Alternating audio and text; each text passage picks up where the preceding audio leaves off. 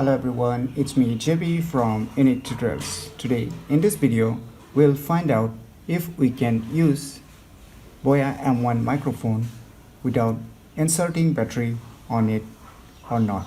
So without any further more delay, let's find out.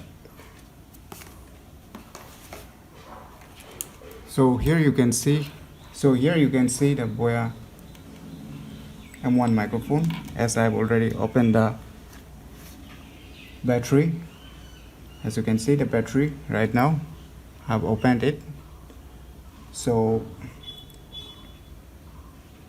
we'll check it out whether it's work or not without inserting a battery on it. So I will be keeping the battery on sideways, and I'll just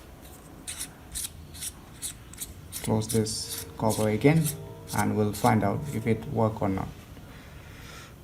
So I brought a mobile here, as you can see here, my Android mobile. So we'll find out if it's work or not.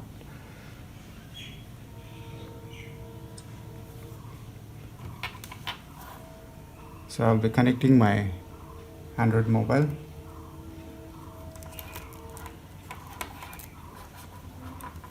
I'll start recording right now using this microphone without inserting a battery.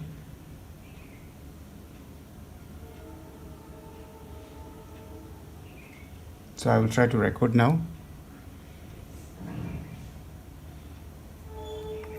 Hello everyone, it's me JB from UniqueTutorials. Today in this video, I'll be testing the Boya M1 mic without inserting a battery on it.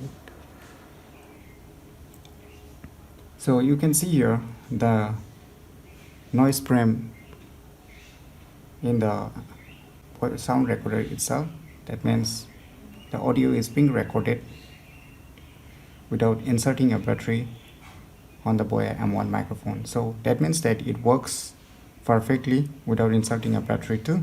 So, but there is one sad thing, that when you open the battery, it will not be usable for your computers.